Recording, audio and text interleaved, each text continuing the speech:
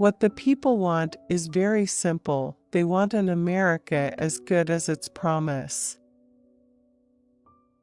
Do not call for black power or green power. Call for brain power. Think what a better world it would be if we all, the whole world, had cookies and milk about 3 o'clock every afternoon and then lay down on our blankets for a nap. A nation is formed by the willingness of each of us to share in the responsibility for upholding the common good. Education remains the key to both economic and political empowerment. For all of its uncertainty, we cannot flee the future. Let each person do his or her part. If one citizen is unwilling to participate, all of us are going to suffer. For the American idea, though it is shared by all of us, is realized in each one of us. I have confidence that we can form this kind of national community. We are a people trying not only to solve the problems of the present, unemployment, inflation, but we are attempting on a larger scale to fulfill the promise of America. We are a party of innovation. We do not reject our traditions, but we are willing to adapt to changing circumstances. When change we must.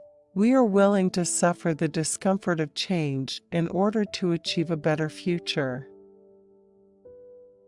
It is reason, and not passion, which must guide our deliberations, guide our debate, and guide our decision.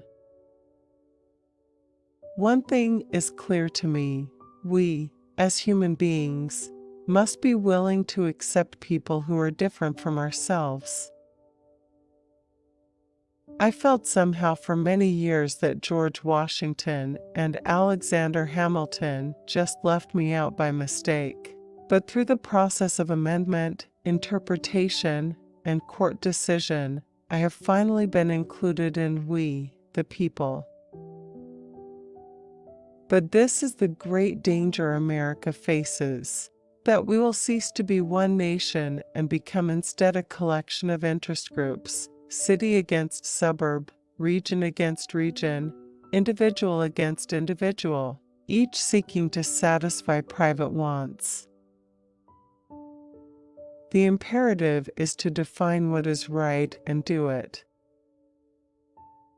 Throughout history, when people have looked for new ways to solve their problems and to uphold the principles of this nation, many times they have turned to political parties. They have often turned to the Democratic Party. A government is invigorated when each of us is willing to participate in shaping the future of this nation. Let there be no illusions about the difficulty of forming this kind of a national community. It's tough, difficult, not easy, but a spirit of harmony will survive in America only if each of us remembers that we share a common destiny. We have made mistakes. In our haste to do all things for all people, we did not foresee the full consequences of our actions. And when the people raised their voices, we didn't hear. But our deafness was only a temporary condition, and not an irreversible condition. If you're going to play the game properly, you'd better know every rule. We must exchange the philosophy of excuse, what I am is beyond my control, for the philosophy of responsibility. Let's all understand that these guiding principles cannot be discarded for short-term political gains. They represent what this country is all about. They are indigenous to the American idea, and these are principles which are not negotiable. We have a positive vision of the future founded on the belief that the gap between the promise and reality of America can one day be finally closed. We believe that there is no executive order, there is no law that can require the American people to form a national community.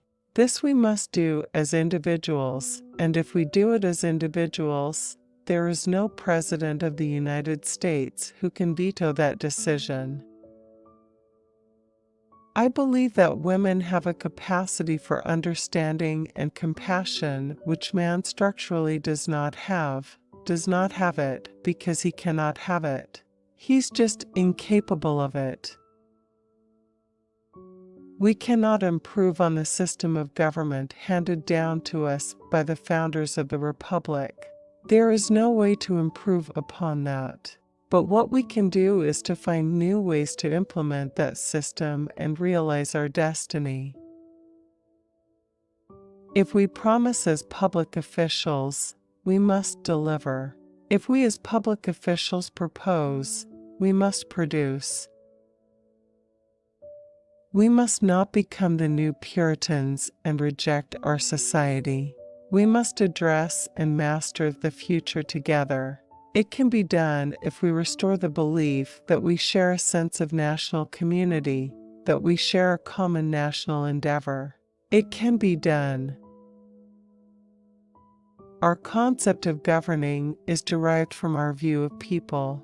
It is a concept deeply rooted in a set of beliefs firmly etched in the national conscience of all of us. Life is too large to hang out a sign, for men only. We are a people in a quandary about the present. We are a people in search of our future. We are a people in search of a national community. There is no obstacle in the path of young people who are poor or members of minority groups that hard work and preparation cannot cure. Let us heed the voice of the people and recognize their common sense. If we do not, we not only blaspheme our political heritage, we ignore the common ties that bind all Americans. We call ourselves public servants, but I'll tell you this: we as public servants must set an example for the rest of the nation. It is hypocritical for the public official to admonish and exhort the people to uphold the common good. I never intended to become a run-of-the-mill person. The citizens of America expect more. They deserve and they want more than a recital of problems. I think it no accident that most of those emigrating to America in the 19th century identified with the Democratic Party. We are a heterogeneous party made up of Americans of diverse backgrounds. In other times, I could stand here and give this kind of exposition on the beliefs of the Democratic Party, and that would be enough. But today, that is not enough. People want more. Even as I stand here and admit that we have made mistakes, I still believe that as the people of America sit in judgment on each party, they will recognize that our mistakes were mistakes of the heart.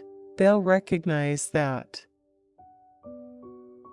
more is required of public officials than slogans and handshakes and press releases. More is required. We must hold ourselves strictly accountable. We must provide the people with a vision of the future. What we have to do is strike a balance between the idea that government should do everything and the belief, that government ought to do nothing. Strike a balance.